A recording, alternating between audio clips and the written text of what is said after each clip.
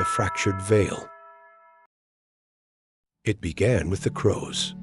They gathered on my fire escape every dusk, their beaks tapping the rusted metal in unison. A rhythm, almost deliberate. I threw shoes, shouted, but they returned each night, black eyes gleaming. On the third day, I found a feather lodged in my doorframe unnaturally large, barbed like a thorn. When I pulled it free, the tip came away damp. Not blood. Something thicker, darker. The stain ate through my floorboards by morning. The city's heartbeat grew louder. Subway trains thundered in my skull. Car horns became animal roars.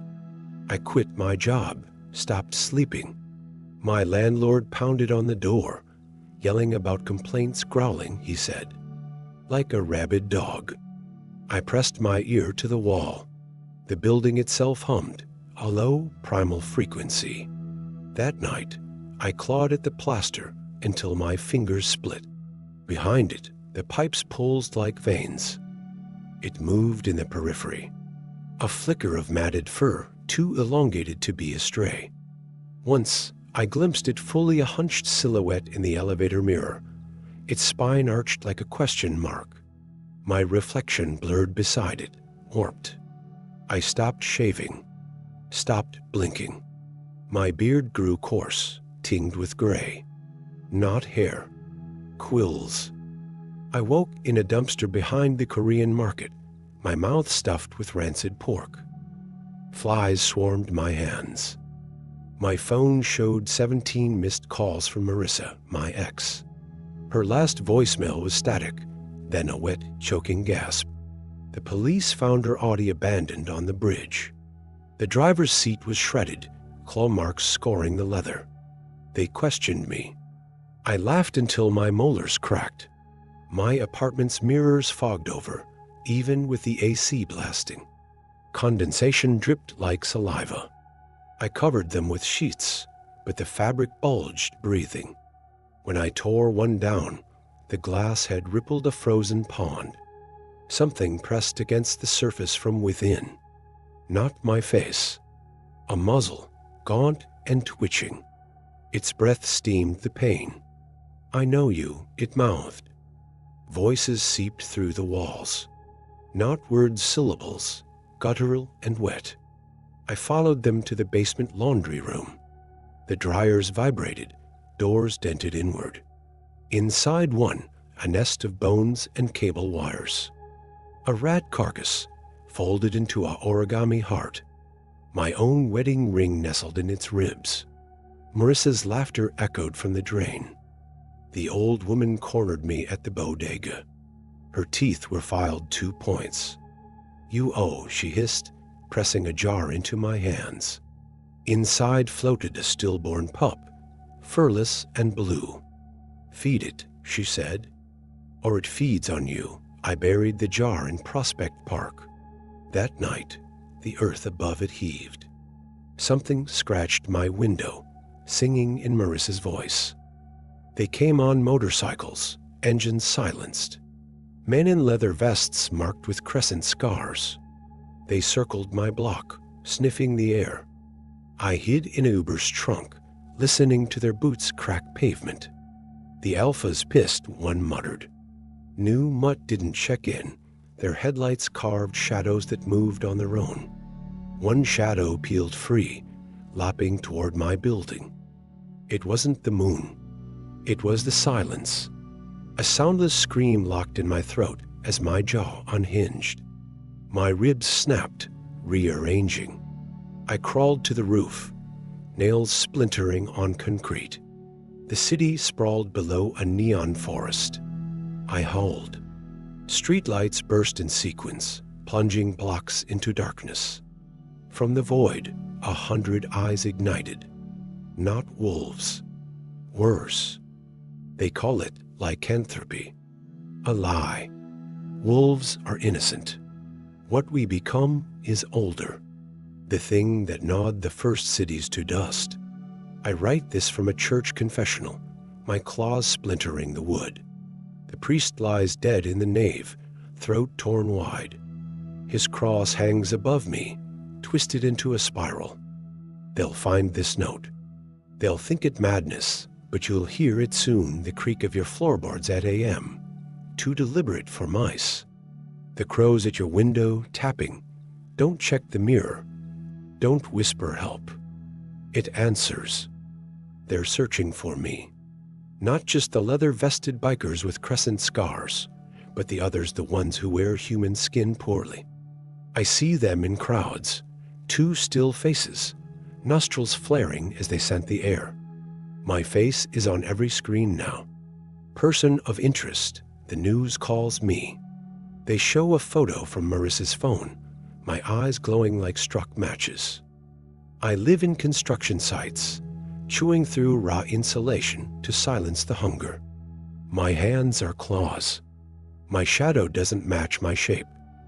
They left a present in my hideout, a deer carcass, still warm. Its ribs splayed open like an invitation. I ate until my jaw dislocated. Buried in the meat was a Polaroid, a child's birthday party, balloons tied to a mailbox I recognize. My niece's house. Scrawled on the back in bile, come home. My old clothes don't fit, not because I've grown, but because my bones slither. I steal a jogger's sweats. The fabric rasps against quills breaking through my shoulders. In a public restroom, I find graffiti, a wolf's head with my eyes. Beneath it, a phone number. When I call, a recorded voice scrawls coordinates. An abandoned subway station, walls clawed with the same symbols from my nightmares. Candles made of human fat gutter in the draft. The pack awaits, their faces flickering between flesh and rot. The alpha wears a cop's uniform. His badge is a crescent moon. You've been naughty, he says without moving his mouth. Running, hiding, but the veil chose you. Time to bleed for it. They gift me a knife bone handle, serrated edge. The blade whispers. They drag a homeless man into the den. His terror smells like honeysuckle. The alpha grips my wrist, forcing the knife into the man's chest. Feed the veil, he hisses. I refuse. The man's scream becomes a howl. His body unfolds, skin splitting into fur. The pack descends. I run. The newborn wolf's howls chasing me through tunnels. My sweat burns through floors. My tears etch glass. I trace the symbols from the den onto my arm. They glow like embers. The crows follow me now, a shrieking crown. People collapse when I pass, seizures twisting their limbs into unnatural angles. A doctor chases me, screaming about a contagion. His face melts as he touches my shoulder. Lena finds me, my little sister, now a hollow-eyed stranger with a pistol. They showed me security footage, she says. You were at Marissa's apartment. I try to warn her. My voice comes out a guttural snarl. She fires. The bullet tears my ear off. It writhes on the ground, sprouting maggots. She flees. I eat the ear. The infection spreads. News reports pile up. Rabies outbreaks, cannibal attacks, shadows that bite. The pack broadcasts messages through car radios. Join the hunt. Become God's teeth. I climb the skyscraper where I once worked. From the rooftop, I howl. Across the city, 1,000 voices answer. Not wolves. Office workers. Nurses. Children. The cop finds me. His uniform hangs in tatters, revealing a chest ribbed with extra vertebrae. You still don't understand, he laughs. The veil isn't a curse. It's an evolution. We're the antibodies, cleansing the herd. He shows me a live feed, Lena's apartment. She's clawing at her own throat, black foam bubbling from her lips. You made her a target. Finish the ritual, or watch her die. Lena's breath hitches, her pupils dilating into voids. The pack's chant vibrates the walls, dust falling like funeral ash. She grips my wrist, her fingers cold as grave soil. "Do it," she whispers, "before it's too late." But the knife isn't in my hand anymore. It never was. The ritual demands a sacrifice, not steel. The Alpha lied. I press my forehead to hers. Her skin blisters where we touch. "Forgive me," I rasp. The words are claws in my throat. Her scream starts human as sister's cry, then fractures into something jagged, unearthly. The air rips. Not a sound. A tear. Her body arches suspended by invisible wires. Black veins spiderweb her skin, glowing like fissures in lava. The pack falls silent. Lena's mouth opens, but her voice isn't hers. It's the guttural rumble of tectonic plates shifting. "You called," it says through her. "Now we feast." The light dies. Lena floats above the floor, her hair a nest of black tendrils. The pack kneels, not to her, but to the thing wearing her face. It speaks in overlapping voices: Marissa's laugh, the Alpha's growl, my own choked sobs. The veil hungers, it croons. "But you're special." A bridge. My reflection in its eyes isn't human. Not anymore. Manhattan collapses quietly. Office drones chew their keyboards, bloodying their gums. Children lick frost from windows, tongues fusing to glass. The pack herds the infected to the subway tunnels, where the walls bleed static. I walk among them unseen. My shadow eats the light. Lena's voice follows me, sweet and rotten. "You did this, big brother." The crows bring visions.